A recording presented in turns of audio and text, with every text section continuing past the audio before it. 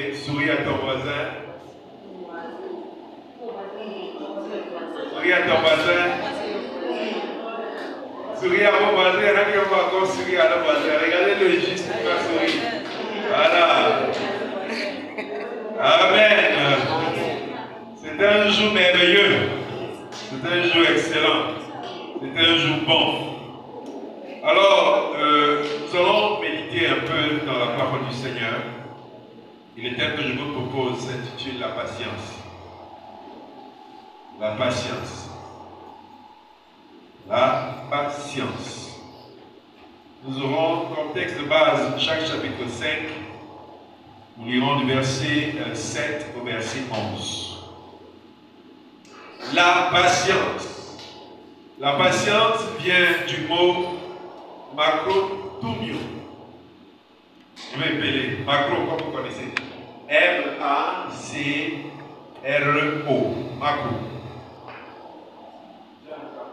Jacques 5, 7, 11.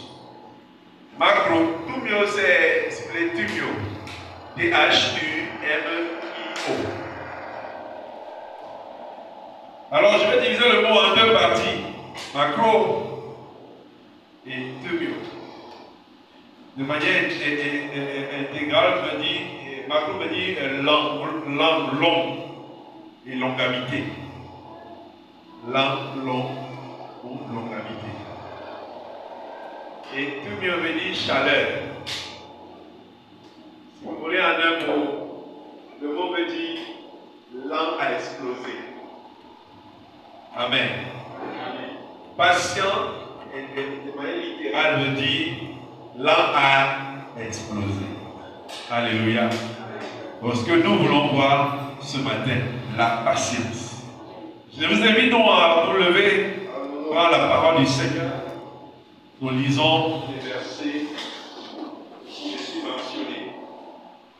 Alors, il est dit dans Jacques chapitre 5, versets 7 à 11. Soyez donc lents à exploser, prêts jusqu'à l'avènement du Seigneur. Voici, le laboureur attend le précieux fruit de la terre, prenant patience à son égard, jusqu'à ce qu'il ait reçu la pluie de la première et de l'arrière-saison. Vous aussi, soyez patients, affermissez vos cœurs, car l'avènement du Seigneur est proche. Ne vous plaignez pas les uns des autres, frères, afin que vous ne soyez pas jugés. Voici le juge est à la porte.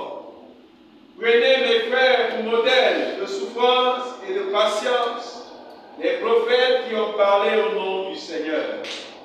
Voici, nous disons, bienheureux ceux qui ont souffert patiemment. Vous avez entendu parler de la patience de Job et vous avez vu la fin que le Seigneur lui accorda. Car le Seigneur est plein de miséricorde et de compassion. Alléluia. Amen. La patience. Lent à exploser. Amen. Lent à exploser. Ça veut dire qu'on va quand même exploser. Donc, je vais dire en quelques mots ce que la patience n'est pas, et puis nous verrons la patience. La patience n'est pas le fait d'être inactif. Nous recommandons la patience, nous ne sommes pas en train de dire aux gens de ne rien faire, d'être stoïque, d'être de marbre. Ce n'est pas ce que c'est que la patience. La patience, ce n'est pas la passivité. On ne s'engage pas, on ne fait rien, on n'a pas d'opinion. Ce n'est pas ça la patience. La patience, ce n'est pas tolérer l'intolérable. Ce n'est pas ça la patience. On laisse faire l'intolérable. La patience, ce n'est pas le fatalisme. Dit qu'on ne peut rien. On va faire comment? Le mot des Camerounais. On va faire comment? Ce n'est pas ça la patience. La patience, ce n'est pas l'abandon. Vous faites abandonner. Quand le Seigneur dit d'être patient, il n'est pas dit qu'il vite à être abandonné. La patience, ce n'est pas la déresponsabilisation. Le fait d'abandonner ses responsabilités. Parce que d'autant plus que quand le Seigneur dit d'attendre, d'être patient, c'est que nous ne faisons rien. Nous allons nous coucher, nous croisons les bras. Tout va se faire ça. Ce n'est pas ça la patience. La patience, c'est la capacité à garder le calme permanent. La capacité que nous avons de garder le calme permanent. C'est-à-dire qu'on vient d'annoncer quelque chose, il y a quelque chose qui s'est produit, il y a quelque chose qui s'est fait. Tu dois être capable de garder le calme. Amen. Tu ne t'enflammes pas. Tu gardes le calme. On a vu Job. Je ne sais pas si on était à sa place, qu'est-ce qu'on aurait fait. Je pense que quelque chose se serait suicidé. Il est assis chez lui le même jour. On lui dit que tes enfants étaient en train de se réjouir. Quelque part, il y a une catastrophe. Ils sont tous morts. Moi, j'ai pu m'échapper juste pour venir t'annoncer la nouvelle. Les ouvriers étaient dans un champ. Et les adversaires sont venus l'attaquer. Et on a récupéré toutes les brebis. Moi, j'ai pu m'échapper parce que tous sont morts. Que vous venez d'annoncer la nouvelle. Ton champ était normalement en train de croître normalement. Et tout a brûlé. Les gens même sont là, les gens sont morts. Moi, j'ai seulement échappé pour venir t'annoncer. Le même jour, Job était patient. Donc il aurait maudit Dieu. Ce serait lamenté, il aurait dit des choses bizarres. Déjà, Dieu n'existe pas, Dieu ne me voit pas, Dieu ne me connaît pas, je ne suis pas enfant de Dieu, la foi s'il n'existe même pas, je crois que je me trouve dans une histoire qui n'a pas de sens. Job a prononcé une parole de ce genre. Sans la patience. Amen. Amen. D'autres expriment ça d'une façon différente, ils cherchent qui va accuser. C'est à cause de tel que je suis comme ça, c'est à cause de tel que je suis comme ça. Souvent, en tant que pasteur aussi, les chrétiens sont déjà forts. Ils orientent souvent notre logique.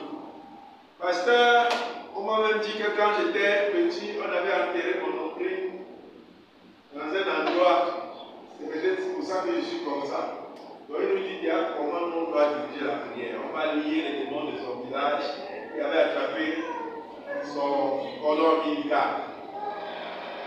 On est dans une société de charlatanisme. On peut tout expliquer d'une manière mystique. Donc généralement, il faut trouver le cas. C'est comme ça qu'on se comporte maintenant. Soit c'est la tante qui était venue me voir quand elle était petite. Elle avait porté ces résultats qu'elle avait gagnés. Et ça, on a l'habitude d'entendre ça. On est dans une société où on veut forcément accuser. Donc la patience, c'est prendre du calme, être calme et un calme permanent. Amen. Amen. Amen. C'est une bonne attitude pendant l'attente. La patience aussi. C'est adopter une bonne attitude pendant l'attente. Adopter une bonne attitude pendant l'attente. C'est-à-dire fermer la bouche. Pendant qu'on attend. Amen. Fermer la bouche. Observer en silence, dans le calme, pour comprendre. C'est ça, la patience. C'est être dans le calme de l'anticipation des choses. Amen. Je sais que les choses vont arriver. Quand ça arrive, je suis calme. Mais qu'est-ce qui justifie ce calme? C'est parce que j'ai confiance à Dieu que je peux être calme. C'est parce que je sais que de toute manière, je ne suis pas seul dans ce qui arrive, que je suis calme. De ceux qui aiment Dieu et qui sont appelés selon son dessein. Ça signifie que ma vie peut devenir. Peu importe la situation par laquelle je peux passer, je dois savoir que c'est pour mon bien. Et ce n'est que ça qui peut justifier que je sois calme. Amen. Je causais avec un monsieur dans la semaine qui me disait, me racontait l'histoire, celle de son frère aîné qui était, je crois, sous-préfet à l'époque, et qui avait été atteint d'un AVC. Il me disait qu'en fait, il voulait acheter un truc en France, et il n'a pas pu acheter parce qu'on lui a annoncé que son frère avait été atteint d'AVC, il était à l'hôpital. Et donc l'argent qu'il devait acheter, il avait pu orienter sa maison. C'était pas ma belle, la maladie de son frère, c'était beaucoup d'argent. Bon, moi je ne dérangeais pas comme ça. J'apprécie votre générosité légendaire. Et il me disait, eh bien, tu sais, c'est dur quand on était en fonction et qu'à la fin on pense à la retraite. Tout change. Tout change. Parce que ce qu'on avait, on ne l'a plus. Et souvent, tu le prends cette retraite et tu es en location. Et tu as des tout petits enfants que tu dois encore nourrir et envoyer à l'école. Tu dois t'occuper d'eux en même temps que toi-même tu es déjà en retraite. C'est trop dur. C'est difficile. D'autres veulent même se suicider. Comme ça. Je vais mon ami là, il a tout travaillé. Il a regardé le match en bas. Comme il a bien, tout le peuple te regarde. Je devais surveiller. Donc, il me dit c'est dur. C'est très dur. Ça, c'est pour celui qui est arrivé à la retraite. Imaginez quelqu'un qui était haut fonctionnaire, qui avait un certain nombre de moyens, et puis il n'a plus rien. Tu avais l'argent, et l'argent va te donner les honneurs, la considération des gens. Et puis les gens te visitaient beaucoup. Désormais, tu n'as plus rien. Et quand tu n'as plus rien, on ne te visite plus. Donc tu es seul, et puis tu n'as plus les moyens. Amen. Donc la gloire que tu avais là, toi qui pouvais te donner là, sache que tu ne pourras plus donner et tu énerves ceux à qui tu donnais. Parce que tu n'es plus une source pour eux, donc tu ne sers plus à rien.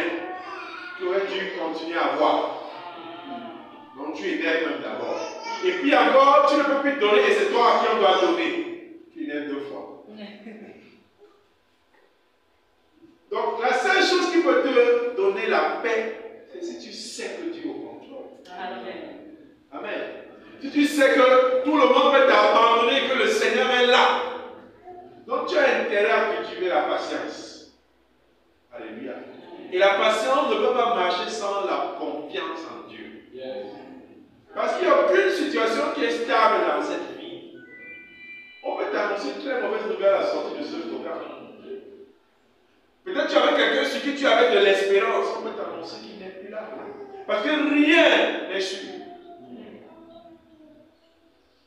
Pour toi qui travailles, on te dit que l'entreprise ne va pas bien. Depuis hier nuit, donc ce matin, préparez-vous, on va diminuer le personnel. Si tu ne sais pas être patient, si tu n'as pas confiance à Dieu, tu vas t'inquiéter. Tu vas être troublé. Mais le Seigneur te dit, et comme l'apôtre te dit, tu vas maigrir, ça c'est un fait. Parce que du fait de ta réflexion, comment je vais faire avec, comment je vais faire avec, c'est dur. Amen. C'est la même chose que le chemin, celui-là, comme problème, il se pose la question, que devrais-je? Que ferais-je? Est-ce que je vais me marier? Est-ce que je ne veux pas me marier? Est-ce que je veux des enfants? Est-ce que je veux construire? Et encore en ça, il y a les promesses que Dieu t'a faites. On te les répète chaque jour et tu regardes, ça ne vient pas. Bien évite. On te dit d'être patient. Ta patience, elle ne peut être vraie que si tu as confiance à Dieu. Que si tu as mis sur lui ton espoir. Alléluia. Et on te demande d'être calme dans l'attente. Ne suffit pas que d'attendre, mais l'attitude de ton cœur compte pour qu'on dise que tu es patient. Amen. Donc, la patience n'est pas seulement attendre.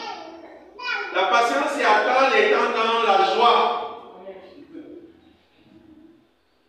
Amen. C'est attendre en étant dans la joie. Donc, il y en a a beaucoup là qui sont pas patients, mais ils attendent. Parce que l'attitude compte dans le fait d'être patient. Et c'est important, et c'est la partie la plus importante de la patience. L'attitude. Si tu attends en te plaignant, tu n'es pas en train de patienter. Si tu attends en murmurant, tu n'es pas en train de patienter. Si tu attends en étant troublé, tu n'es pas en train de patienter. La patience que nous devons rechercher, c'est une attitude de calme dans la tempête. Amen. C'est une attitude de calme dans la tempête. Alléluia. Amen. C'est celle-là que nous devons attendre. Alors, le processus de l'attente est infiniment plus important que la chose que nous attendons. Je me répète. Le processus de l'attente est infiniment plus important que la chose que nous attendons. Quand Dieu nous fait attendre quelque chose, ce qui est important pour lui n'est pas la chose qu'il va te donner, mais c'est le processus qui va se faire dans l'attente. Pourquoi c'est important? Parce que si Dieu te demande d'attendre, il y a un objectif derrière. Ce n'est pas la joie de la chose obtenue qu'il veut que tu le saches. Ce que Dieu veut, c'est que tu travailles ton cœur pendant l'attente. C'est-à-dire qu'à la fin, quand tu vas obtenir la chose, tu auras grandi. Parce qu'il y a un processus qui se fait. C'est pour ça que si tu attends une chose sans grandir, tu n'es pas en train d'être dans le processus. Alléluia. Parce que le problème de Dieu n'est pas, la joie de Dieu n'est pas de te donner la chose. Il sait déjà qu'il va te donner. Et tu dois savoir qu'il va te donner. Mais ce qui est important pour Dieu, c'est le gain spirituel que tu auras. La maturité que tu vas gagner avant d'obtenir la chose. Alléluia. C'est pourquoi je dis que le processus dans l'attente est plus important, infiniment plus important que la chose que nous attendons. Donc, Père, si tu as bien compris, ton cœur ne va plus doser fort. Parce que ce que tu vas te poser comme question, c'est est-ce que j'ai suffisamment été mature pour obtenir la chose que j'attends pendant le processus? Est-ce qu'il y a eu de l'effet en moi? Est-ce que j'ai gagné quelque chose pendant que j'attendais cette chose? Alléluia. Si tu comprends ça très bien, je te rassure que tes attentes ne seront pas longues. Parce que l'œuvre que Dieu veut accomplir en toi, il l'aura accompli très vite et il passera à autre chose. Amen. Mais si tu es dans la position où tu attends plutôt la chose que tu veux obtenir, chaque matin tu vas te lever pour regarder si c'est déjà parti. Et tu vas compter les jours, ça fait 10 ans que je ne m'en pas encore. Ça fait 20 ans que je ne m'en pas encore. Mais si tu regardes à ton cœur en te disant, est-ce que j'ai déjà gagné quelque chose dans l'attente que je suis en train de faire? Donc là, il y a encore des choses qui te manquent. Et comme tu seras concentré à chercher les choses qui te manquent, tu ne verras pas le temps passer parce que tu ne les comptes pas en termes de jours, mais tu comptes en termes de maturité. Est-ce que j'ai gagné dans ma vie? Alléluia. Et c'est ça le plus important. Pas la chose. Donc l'attitude est plus importante dans la patience qu'autre chose. Comment j'attends? Est-ce que j'attends de Dieu en me plaignant? J'ai déjà parcouru le regard inquiet partout, je suis tremblant.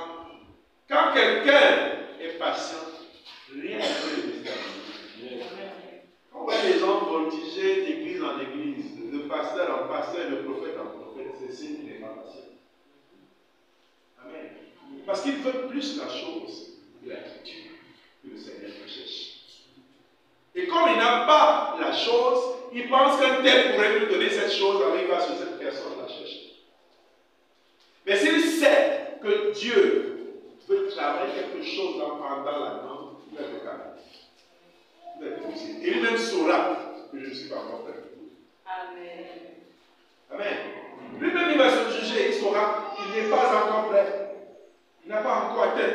Parce que comme l'horloge biologique, comme l'œuf, dans le poussin dans l'œuf, il y a un moment où il sort, sans que personne ne perce. De même, quand tu sentiras que d'ici là, je passe déjà une. Alléluia. Je suis en train de passer à notre étape. J'ai atteint un certain niveau de compréhension, de visibilité. Je pense que je passe à une autre étape. Alléluia. L'œuvre de transformation a plus d'impact que la chose attendue. Amen. L'œuvre de transformation a plus d'impact que la chose attendue. C'est ça. Dieu n'est pas heureux de nous bénir, parce que c'est une évidence. Dieu n'est pas heureux de nous donner la chose. Dieu est heureux quand il nous voit, nous avons grandi pour posséder la chose. C'est ça qui peut Dieu le cœur. Ce n'est pas nous donner des choses. Parce que ce qu'il nous donne à la fin du processus est juste une arme efficace que nous pouvons utiliser désormais de manière efficace sans nous tuer avec. Amen. Parce que l'arme est donnée pour combattre l'ennemi. Et cette arme elle-même peut nous tuer. Alléluia. Elle peut nous tuer dans quelles circonstances nous ne savons pas l'utiliser. Imagine, tu ouvres et allez, tu fais coucou sur ton pied toi-même. Parce que tu ne sais pas arrêter. Tu ne l'as jamais tenu. Je ne sais pas si quelqu'un ici qui n'a jamais manipulé une arme, on vous la donne maintenant, vous saurez quoi faire. Parce qu'elle peut vous renverser tout simplement en mettant en train de tirer et ça se retrouve sur votre pied. Donc le Seigneur veut que vous ayez la formation avant de vous donner l'arme. Et la formation, c'est la culture. Amen. Chaque épreuve que Dieu met devant nous en nous, c'est pourquoi il nous recommande de supporter patiemment. Alléluia. De supporter patiemment l'épreuve. Il nous dit, soyez donc patients, frères, jusqu'à l'avènement du Seigneur, jusqu'à ce qu'il paraisse, jusqu'à ce qu'il vous donne ce qu'il a donné. Ne vous lâchez pas. Soyez patients. Voici le laboureur attend le précieux fruit de la terre, prenant patience à son égard, jusqu'à ce qu'il ait reçu la pluie de la première et de l'arrière-saison. La pluie de la première, c'est la pluie avant les semailles. Et l'arrière, c'est celle qui se vient juste avant la moisson. Amen. Le laboureur, quand il a planté, il ne se lève pas le lendemain matin pour lui dire c'est déjà là, on peut cueillir. Il patiente. Amen. Amen. Il est commandé par autre chose. Il sait que ça va produire. Quand il met dans le sol, il met avec foi. Amen. Alléluia. Donc quand il voit la pluie arriver, les pluies arrivent déjà, il m'avait planté. La pluie tombe, ça fait pousser. Il attend encore de l'aller sur lui avant de se couper. Patient. Alléluia. Patience à l'égard de la terre. Et il dit, vous aussi soyez patients. Et il ajoute quoi? Fermez vos cœurs. Amen. C'est-à-dire que le but de la patience, c'est solidifier mon cœur. On n'a pas avoir un cœur facile à s'enflammer. Amen. J'avais une attitude à l'époque quand j'étais jeune. Très jeune, plus jeune. C'était que j'avais l'impression que quand j'avais l'argent, mon cœur n'était pas en paix. Il fallait qu'il dépense. Quand il dépense, donc je suis en paix. Avec mon cœur. Tant que c'est là, je pense que j'ai l'argent. Donc mon regard est dans mon portefeuille. Je ne suis pas très en paix. Et l'autre attitude, c'était que quand j'avais quelque chose à faire, il fallait absolument que je fasse ça. Tant que je n'ai pas fait ça, je ne suis pas en paix. Et quand il dit ça, maintenant, même aujourd'hui, quand je dois faire quelque chose, je suis concentré. Mais sauf que la concentration est différente de l'époque. À l'époque, ce n'est pas la paix. Vous assurez que dans la nuit, je dors, je pense à la chose là. Si c'est que ça doit arriver dans 6 mois, moi, ça doit arriver dans 2 semaines. Je ne suis pas en paix. Et vous pouvez vous assurer pour que ça parte, Dieu a dû me faire attendre certaines choses. Pour que mon cœur guérisse de ça. Et c'est ça le but de l'épreuve. que ça doit venir travailler ton cœur. Enlever les choses qui ne savent pas que Dieu doit faire les choses quand son temps à lui. Il parle du temps. Il doit faire ça à son temps à lui. Donc, c'est plus important le cœur. Alléluia. Pendant que tu attends à fermer ton cœur. Amen. Que ton corps soit solide, car l'avènement du Seigneur est proche. Ne vous plaignez pas les uns des autres, frères, afin que vous ne soyez pas jugés. Le verset qui m'intéresse encore. Verset 10. Prenez mes frères pour modèle de souffrance et de patience des prophètes qui ont parlé au nom du Seigneur. Il dit que vous devez avoir comme modèle ceux qui ont souffert et patienté. On ne patiente pas sans la souffrance. C'est une épreuve et ça doit faire son effet. Alléluia. L'épreuve doit faire son effet pour que le maître dise qu'il a atteint ce que je voulais. Donc Dieu ne va pas nous récompenser parce qu'on était là longtemps et on a attendu. Dieu nous récompense parce qu'on a attendu dans l'attitude. Amen. Dans l'attitude qu'il fallait. Ça c'est important pour le Seigneur. Verset 11. Voici, nous disons bienheureux ceux qui ont souffert, pas seulement souffert, patiemment. Ceux qui ont souffert, patiemment, nous leur disons bienheureux. Bienheureux.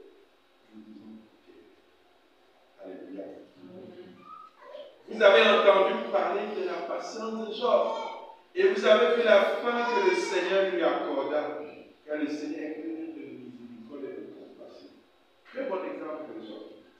Amen. Amen. Il avait à côté de lui une femme qu'il ne faut pas avoir. La femme des bons jours.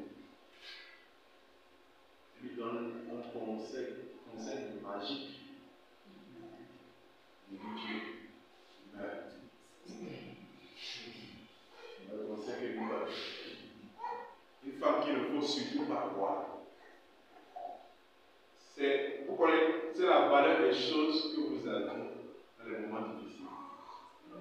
Ça, c'était la femme de beau jour.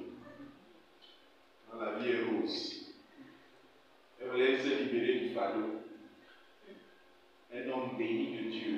C'est parce que quelqu'un a touché la misère comme lui. C'est-à-dire que la chute.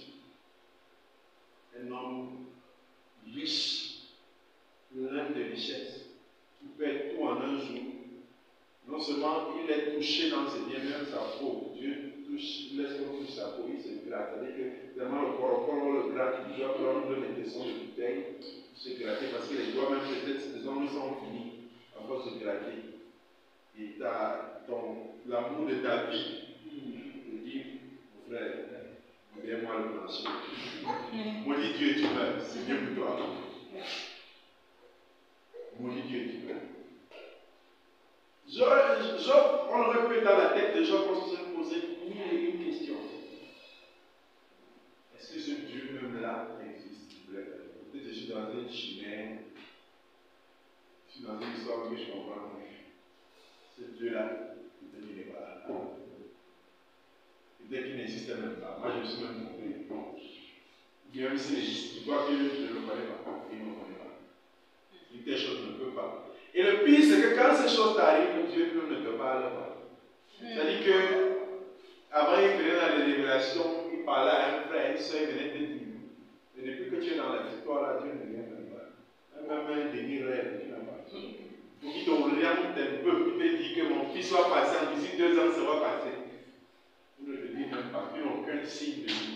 Et à côté de toi, tu as tes amis, et te dit, mon frère, ça t'arrive parce que tu as péché. Tu as trop touché Dieu, c'est parce que toi-même, toute ta vie, tu vas trouver quelque chose. Je suis sûr que tu as fait quelque chose à Dieu. Fouille ta vie, mon frère, examine-toi encore. Tu dis que tu n'as rien fait, Job, il ne faut pas exagérer. Le niveau d'hypocrisie là est grave. Une chose ne peut pas arriver à un homme comme ça, toi, un homme de Dieu, si tu chutes comme ça, c'est pas possible. Fouille, mon frère, sois honnête. Fouille. Job dit que oui, je ne peux pas dire que je suis parfait devant Dieu, mais vraiment, quand je me regarde, il n'y a pas qu'à dire quelque chose que vous voulez m'attribuer dans ma vie. Je ne suis pas parfait, c'est vrai, mais vraiment, si c'est parce que j'ai des petites failles de chaque jour là, ceci m'arrive, Je ne sais pas si il y a quelque chose que Dieu m'a dit. Il a pointé, j'ai refusé d'enlever. Moi, je ne sais pas. Donc, imagine les pentecôtistes qui étaient ces amis. Mon frère, c'est pas moi. Qui avait dit le diable qui était avec toi? Lâche prise, mon frère. Les sujets de prière pour le vrai job à l'église. Au Seigneur, brise son cœur, dise la vérité. Qu'il confesse, qu'il reconnaisse. Seigneur, nous te supplions, celui qui t'a offensé, ils ont parlé. Mais la confusion les attrape à la fin, parce que derrière, ils vont partir. Vous avez dit, c'est comme moi j'avais parti, c'était mon pensée. Allez, on va prier pour vous. Parce que vous avez parlé à mon nom, c'était pas mon nom, hein, c'est pas moi. C'était vos pensées là-bas. L'histoire là, on ne connaissait pas où ça a commencé. Et c'était un modèle de patience. Et Dieu l'a richement restauré. Amen. Amen. Donc, non seulement il a donné ce qu'il avait déjà donné, il a encore ajouté. Il a dit, venez, repentance. Venez vous mettre à genoux par vous. Vous avez dit des choses qui n'étaient pas chères. Il y a beaucoup de choses. Patience de Job. Donc Job n'a pas seulement été là, passif. Ils ont dit, qu'est-ce que c'est devenu comme ça? Vraiment pauvre le monde, on va faire comment? C'est mon support. Non. Je le disais, il avait la bonne attitude. On lui disait, il se lève dans le pays. Quelqu'un qui est dans pas trop souffrance, s'il le dit, c'est parce qu'il fait confiance. Ce n'était pas à dépit. Pas à dépit qu'il le disait, il faisait confiance à son Dieu. Il dit, je sais qu'il se lèvera parmi nous. Les gens ont déjà tout dit sur moi, mais je sais que lui va se lever. Et quand il va parler pour moi, le dernier, personne ne parle encore. Alléluia. C'était ça l'attitude de Job. Et on le cite aujourd'hui à l'exemple. Alléluia. Un moment de patience dans la colère peut nous préserver du regret éternel. Et j'aime encore cette phrase qui disait, c'est un entrepreneur qui disait que la différence entre ce qui sépare les entrepreneurs à succès et ceux qui échouent, c'est leur niveau de patience. Amen. La différence entre les entrepreneurs qui échouent et ceux qui réussissent, c'est leur niveau de patience. Et je dirais que la différence entre les chrétiens qui réussissent et les chrétiens qui échouent, c'est leur niveau de patience. Et je répète encore que la patience n'est pas le fait d'avoir attendu trop longtemps. C'est l'attitude dans l'attente. Le calme dans l'attente. Parce que quand tu sors de l'étape de patience, une des remarques, c'est que tu as confiance en ton Dieu. Une des remarques, c'est que tu as la foi, une foi inébranlable. C'est que tu es confiant. C'est que tu es grand. C'est que tu as évolué. C'est que tu as maturé. Alors les chrétiens bénis sans maturité. Je veux que la patience. Alléluia. De la patience. Parce que celui qui le fait, elle le fait agir. Alléluia. Alors, nous allons terminer le message de ce matin avec Jacques chapitre 2 Thessaloniciens, chapitre 2, verset 13. Nous allons terminer. 2 Thessaloniciens, chapitre 2, verset 13.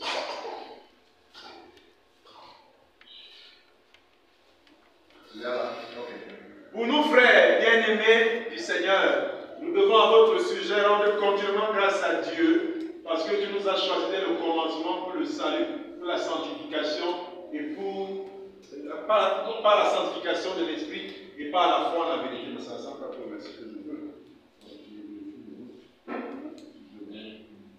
2 Thessaloniciens, ça. 2, verset 13. Frères, demeurez fermes et retenez les instructions que vous avez reçues, soit par notre parole, soit par notre lettre. Amen. Je nous invite ici à la fermeté. La fermeté. fais, mais tu retiens les paroles du Seigneur. Si Dieu t'a fait une promesse, et Dieu nous en a fait beaucoup, il y en a dit. Amen. Retiens ces paroles. Tu dois les cacher dans ton cœur. Tu dois les serrer dans ton cœur. Et c'est là que tu donneras la vie. Alléluia. Nous allons prier le Seigneur. Tu vas te lever. Nous allons parler à Dieu. Tu vas commencer à dire merci au Seigneur pour la parole qui t'a été donnée ce matin. Sur la patience. Tu vas dire merci